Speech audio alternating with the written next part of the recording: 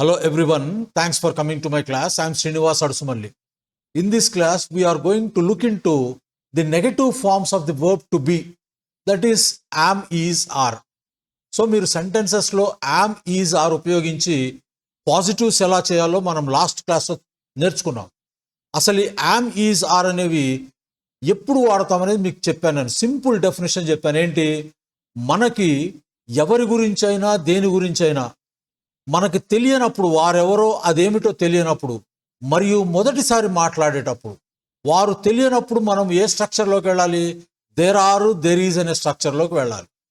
అలా కాకుండా మనం మాట్లాడే వ్యక్తి గురించి కానీ, మన గురించి కానీ, ఎవరి గురించైనా లేదా దేని గురించైనా మనకి తెలిసినవి గురించి మాట్లాడేటప్పుడు పర్సనల్ ప్రొనౌన్స్ ఉపయోగించేసి యామ్, ఈజ్, ఆర్ వాడి చెప్పేయచ్చు. I am, you are, we are, they are, he's, she's, it is. ఈ విధంగా మనము తెలిసినవి గురించి మాట్లాడేటప్పుడు పర్సనల్ ప్రొనౌన్స్ ఉపయోగిస్తూ, లేదా ఏదైనా సింగులర్ నౌన్స్ కూడా వాడవచ్చు, ప్లూరల్ నౌన్స్ కూడా వాడవచ్చు. సింగులర్ నౌన్స్ ఉపయోగిస్తే ఈజ్ రావాలా, ప్లూరల్ నౌన్స్ ఉపయోగిస్తే ఆర్ రావాలి. సేమ్ రూల్స్ ప్రజెంట్ స్టేట్మెంట్స్లో మనం చెప్పుకున్న రూల్సే ఇక్కడ అప్లై అవుతాయి. ఒకే ఒక డిఫరెన్స్ ఏంటంటే, అక్కడ ప్రజెంట్ స్టేట్మెంట్స్లో తెలియని వారి గురించి లేదా తెలియని వస్తువు గురించి ఏదైనా అయి ఉండొచ్చు, అది వాటి గురించి మొదటిసారి చెప్పేటప్పుడు దేర్ ఈజ్, దేర్ ఆర్లోకి వెళ్తాం.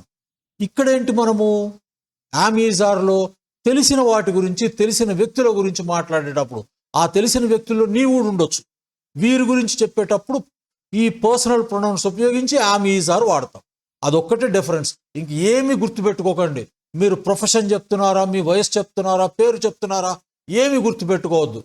ఏదైనా సరే ఎవరి గురించి మీకు తెలిసిన వాళ్ళ గురించి మాట్లాడదలుచుకుంటే డైరెక్ట్ స్టేట్మెంట్ ఇచ్చేయండి, హీ ఈజ్ అని, దే ఆర్ అని స్టేట్మెంట్స్ ఇచ్చేసేయండి, అయిపోతుంది. మీరు ఏది చెప్పినా కరెక్టే. ఓకే, ఈ రోజున మనం క్లాస్లో నెగటివ్స్ ఎలా ఫామ్ చేద్దామో చూద్దాము. ఇది చాలా చిన్న క్లాసు, చూడండి.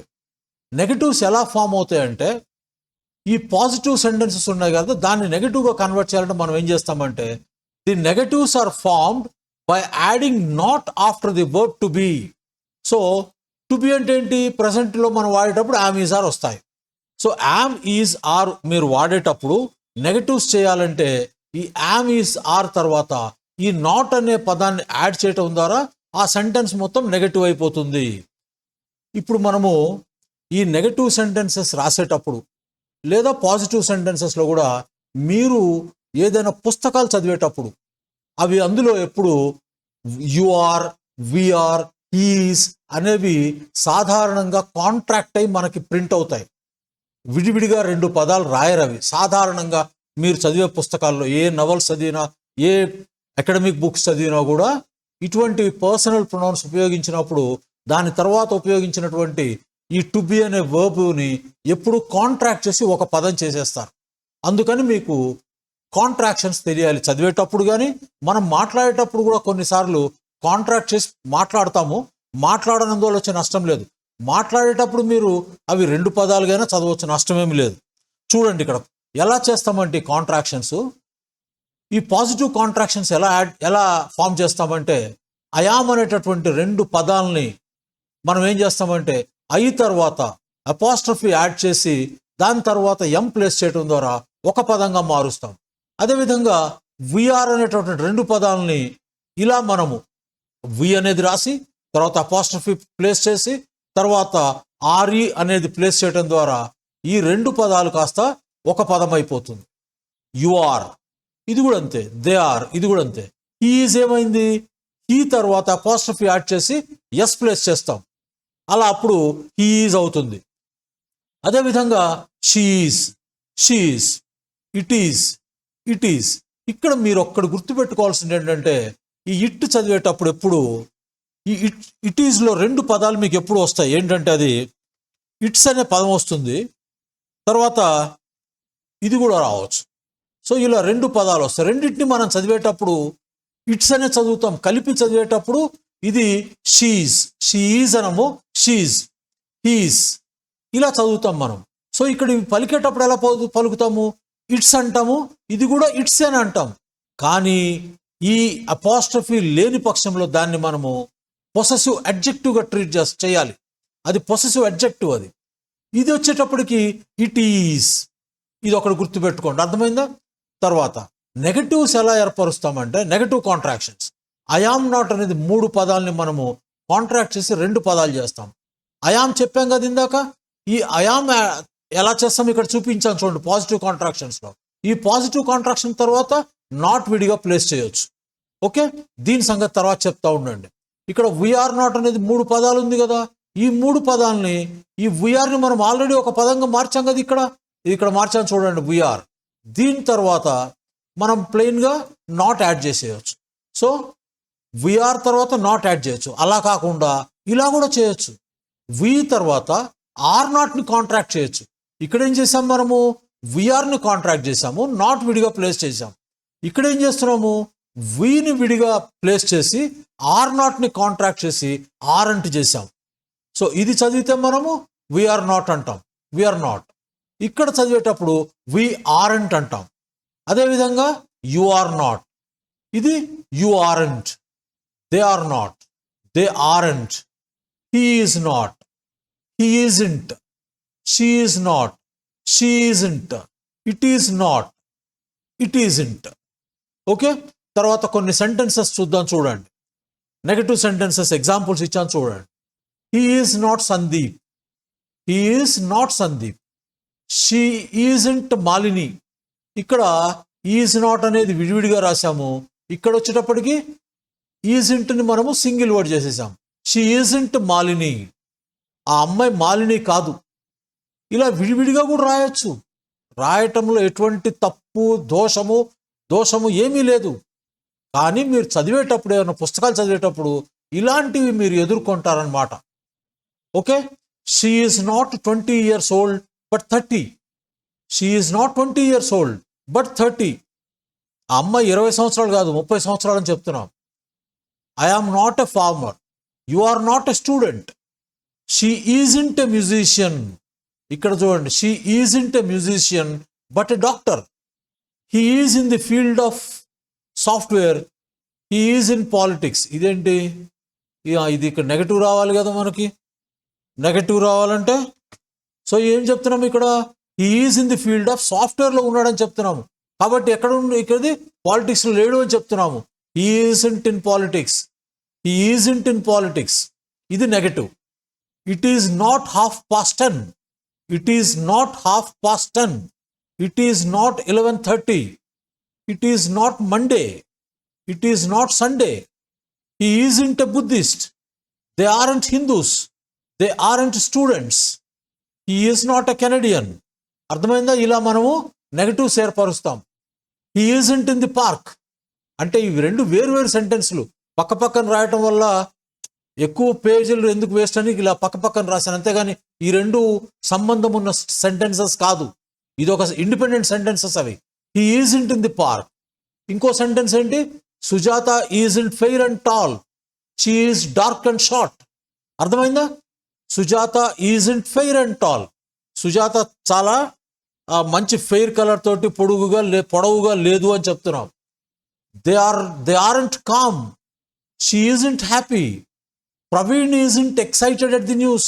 ఆ న్యూస్ వచ్చినా కూడా అతనేం పెద్ద ఎక్సైట్ కాలేదు. This room isn't very warm.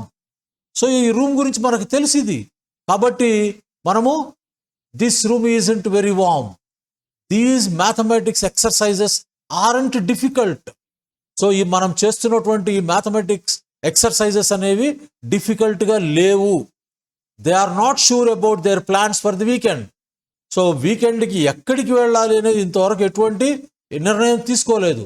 They aren't అని చెప్పొచ్చు, దే ఆర్ నాట్ అని చెప్పొచ్చు.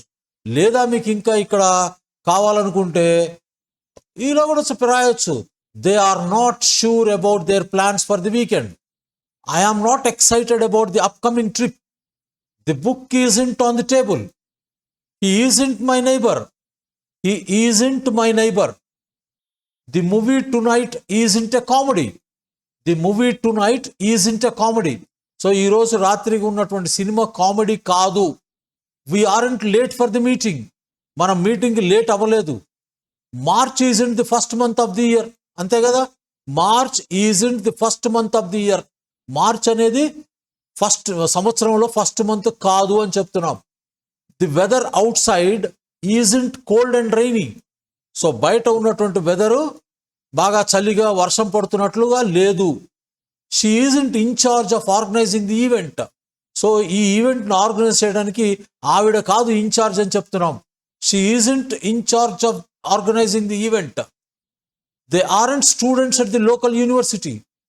They are not students at the local university అని కూడా చెప్పొచ్చు, ఎటువంటి నష్టం లేదు. They aren't students at the local university. Blue isn't my favourite colour. Blue అనేది నా ఫేవరెట్ కలర్ కాదు. The food on the table isn't delicious. The food on the table isn't delicious. ఆ టేబుల్ మీద ఉన్నటువంటి ఫుడ్ మంచి రుచికరంగా లేదు. You aren't my inspiration and motivation. So నీవు నాకు ఇన్స్పిరేషను కాదు, మోటివేషను కాదు. The total was not 23. The total was not 23. సరే ఏదో కూడాము 23 అని చెప్తున్నావు నువ్వు, అప్పుడు నేను చెప్తున్నాను ద టోటల్. ఓహో ఇక్కడ వాజ్ రాకూడదు కదా. The total is not 23. Okay, ఈ విధంగా మనము ఈ సెంటెన్సెస్ని అంటే యామ్, ఈజ్, ఆర్ వాడుతూ నెగటివ్ సెట్ చేయటం అనేది చాలా ఈజీ. ఈ నాట్ తర్వాత మీ ఇష్టం వచ్చింది ప్లేస్ చేయొచ్చు. ఇవన్నీ స్టేట్మెంట్స్, ఇందులో ఎక్కడ యాక్షన్ అనేది ఉండదు, అది గుర్తుపెట్టుకోండి. ఇవన్నీ స్టేట్మెంట్సే. ఈ స్టేట్మెంట్స్ మీద మీకు ఎంత కమాండ్ ఉంటే మీరు అంత చక్కగా మీరు సెంటెన్సెస్ ఫ్రేమ్ చేయొచ్చు, సెంటెన్సెస్ మాట్లాడవచ్చు. ఈ సెంటెన్సెస్ ఫ్రేమ్ చేయటం వస్తే మీరు మాట్లాడేటటువంటి సందర్భాల్లో మెజారిటీ టైం మీరు ఎక్కువగా స్టేట్మెంట్సే మాట్లాడుతుంటారు. వాడట, ఈడిట్లా అని మాట్లాడుతుంటారు. అర్థమైందా? కాబట్టి స్టేట్మెంట్స్ మీద బాగా గ్రిప్ తెచ్చుకోండి. నెక్స్ట్ క్లాస్ మాత్రం చాలా చాలా ఇంపార్టెంట్. ఎందుకంటే మీకు ఇందులో నెక్స్ట్ క్వశ్చన్స్ ఎలా ఏర్పరచాలో చెప్తాను. క్వశ్చన్స్లో మీరు ఈ స్టేట్మెంట్స్లో మీరు క్వశ్చన్స్ అడగగలగాలి. ఆరెంజెస్ ఎంత ఖరీదయ్యా? అందులో ఏం యాక్షన్ లేదు. ఆ ఆరెంజెస్ ఎంత ఖరీదు? అటువంటి నీ వయసు ఎంత? అర్థమైందా? నీవు ఎంత పొడవుగా ఉన్నావు? నీ ఎత్తు ఎంత అంటాం తెలుగులో, ఇంగ్లీష్లో నీవు ఎంత పొడవుగా ఉన్నావు? ఇటువంటి క్వశ్చన్స్ మనము ఎలా ఫ్రేమ్ చేయాలి? అర్థమైందా? ఇదే కాకుండా అతను టీచరా? సో ఇక్కడ ఆరెంజెస్ ఎంత ఖరీదు అన్నప్పుడు WH క్వశ్చన్స్లోకి వెళ్ళాలి. అతను టీచర్ అని అడిగినప్పుడు ఈ ఇన్వర్షన్లోకి వెళ్తాం మనం. ఇన్వర్షన్ అంటే తెలుసు కదా మీకు, ఆ సబ్జెక్టు వర్బ్ ఇన్వర్షన్ అవుతాయి. ఓకే, ఇది నెక్స్ట్ క్లాస్ మాత్రం చాలా ఇంపార్టెంట్. మీరు ఈ స్టేట్మెంట్స్లో క్వశ్చన్స్ ఎలా అడగాలి, మీరు ఆ క్వశ్చన్స్ ఎదుర్కొన్నప్పుడు మీరు వాటికి ఆన్సర్లు ఎలా చెప్పాలి. ఇందులో మళ్ళీ క్వశ్చన్ ట్యాగ్స్ కూడా ఉంటాయి. నెక్స్ట్ క్లాస్ కొంచెం పెద్దది ఉంటుంది, చాలా ఇంపార్టెంట్ టాపిక్. జాగ్రత్తగా వినండి. క్లాస్ నచ్చితే లైక్ చేయండి, ఎప్పట్లాగానే మీ కామెంట్స్ని రాయండి. నెక్స్ట్ క్లాస్లో కలుద్దాం. అప్పటి వరకు టేక్ కేర్, బాయ్ బాయ్.